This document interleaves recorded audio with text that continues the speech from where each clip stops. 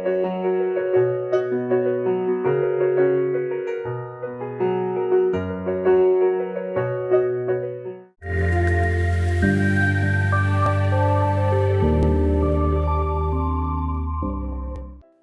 నేను డాక్టర్ జ్యోతి, consultant radiation oncologist.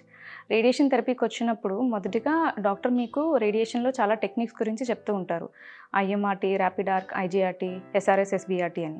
So మొదటిసారి ఈ టెక్నిక్స్ గురించి విన్నప్పుడు పేషెంట్కి ఏమీ అర్థం కాదు. సో నేను ఈ వీడియోలో డిఫరెంట్ టెక్నిక్స్ ఆఫ్ రేడియేషన్ గురించి బ్రీఫ్గా ఎక్స్ప్లెయిన్ చేస్తాను. అట్లానే ఒక్కొక్క టెక్నిక్ డీటెయిల్డ్గా అండ్ వాటి మధ్య డిఫరెన్సెస్ ఏంటి అనేది నా అప్కమింగ్ వీడియోస్లో ఎక్స్ప్లెయిన్ చేస్తాను. 1950స్లో రేడియేషన్ ట్రీట్మెంట్ అనేది కొబాల్ట్ మెషిన్స్తో ఇచ్చేవారు.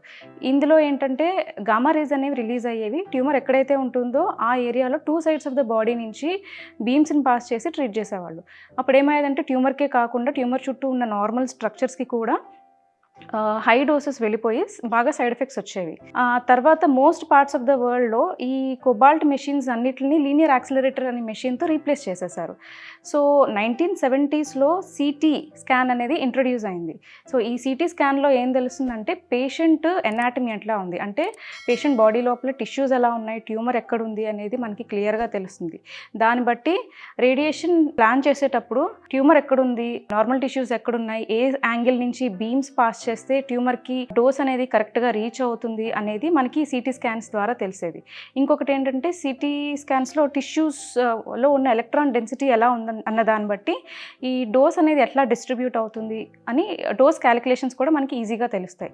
సో సిటీతో పాటు ఈ రేడియేషన్ థెరపీని ఇంటిగ్రేట్ చేసినప్పుడు ఈ కన్ఫార్మల్ రేడియేషన్ థెరపీ అనేది డెవలప్ అయింది 1970స్లోనే. సో ఈ కన్ఫార్మల్ రేడియేషన్ థెరపీ అంటే ఏంటి అంటే ట్యూమర్ షేప్కి అనుగుణంగా ఈ రేడియేషన్ బీమ్ని కూడా మనం షేప్ చేయగలిగితే ట్యూమర్కి మాత్రమే హై డోస్ వెళ్ళి చుట్టూ ఉన్న స్ట్రక్చర్స్కి డోసెస్ అనేవి చాలా తక్కువగా వెళ్తూ ఉంటాయి. దాన్ని కన్ఫార్మాలిటీ అంటాము ఆర్ కన్ఫార్మల్ రేడియేషన్ థెరపీ అంటాము.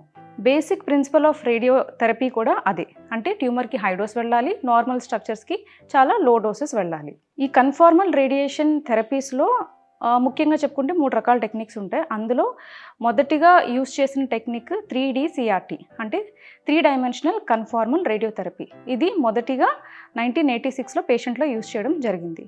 ఈ టెక్నిక్ని ఇంకొంచెం ఇంప్రూవ్ చేసి ఇంకా better shaping of the beam and అట్లానే బెటర్ స్పేరింగ్ ఆఫ్ నార్మల్ టిష్యూస్ని చేయగలిగితే దాన్నే IMRT అంటాం, అంటే intensity modulated radiation therapy.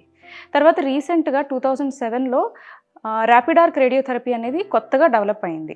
So ఈ rapid arc radiotherapy is nothing but IMRT టెక్నిక్కే, కాకపోతే ఆర్క్ ఫామ్లో దీన్ని డెలివర్ చేస్తూ ఉంటారు. సో ట్రీట్మెంట్ అనేది కూడా చాలా ఫాస్ట్గా అవుతూ ఉంటుంది.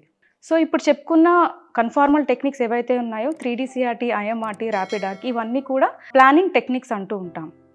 సో మనం ప్లాన్ చేసినట్టుగానే ట్రీట్మెంట్ డెలివర్ అవుతుందా అనేది మనకి ఎలా తెలుస్తుంది అంటే ట్రీట్మెంట్ ఇచ్చే ముందు ప్రతిరోజు కూడా కొన్ని ఇమేజెస్ తీసుకొని ఈ ప్లాన్ ఇమేజెస్తో ఈ ట్రీట్మెంట్ ఇమేజెస్ కరెక్ట్గా మ్యాచ్ అవుతున్నాయా లేదా, ట్యూమర్ కరెక్ట్గా మ్యాచ్ అవుతుందా లేదా అని వెరిఫై చేసుకోవడాన్ని ఇమేజ్ వెరిఫికేషన్ అంటాం. సో ఈ ఇమేజ్ గైడెన్స్లో ప్రతిరోజు ట్రీట్మెంట్ జరగడాన్ని ఇమేజ్ గైడెడ్ రేడియేషన్ థెరపీ అంటాం.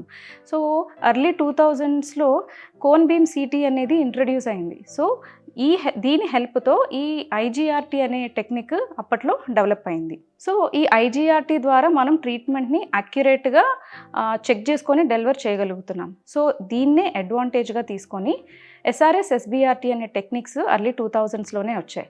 సో వీటిలో ఏంటంటే high doses of radiation therapy use చేస్తాం కాబట్టి అన్ని ట్యూమర్స్లో ఈ టెక్నిక్స్ని యూస్ చేయడానికి లేదు.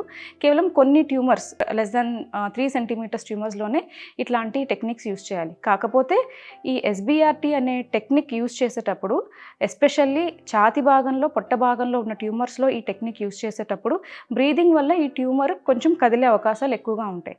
కాబట్టి మనం ట్యూమర్ మిస్ కాకుండా యాక్యురేట్గా ఎట్లా ట్రీట్ చేయాలి అనే దానికి కొన్ని మోషన్ మేనేజ్మెంట్ స్ట్రాటజీస్ అని లేటెస్ట్గా వచ్చిన టెక్నాలజీస్.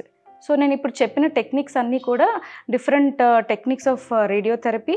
సో ఏ పేషెంట్లో ఎలాంటి టెక్నిక్ వాడాలనేది వాళ్ళల్లో ఉన్న ట్యూమర్ బట్టి, ఆ లొకేషన్ బట్టి కూడా మీ డాక్టర్ మీకు సజెస్ట్ చేస్తూ ఉంటారు. అది సింగిల్గా యూస్ చేయొచ్చు లేదా కాంబినేషన్ ఆఫ్ టెక్నిక్స్ లాగా కూడా యూస్ చేయొచ్చు. సో నా అప్కమింగ్ వీడియోస్లో ఇప్పుడు నేను చెప్పిన టెక్నిక్స్ అన్నీ కూడా కొంచెం డీటెయిల్గా ఎక్స్ప్లెయిన్ చేసి వాటి మధ్యన ఏమేమి డిఫరెన్సెస్ ఉన్నాయనేది కూడా నేను మీకు క్లియర్గా ఎక్స్ప్లెయిన్ చేస్తాను. Thank you.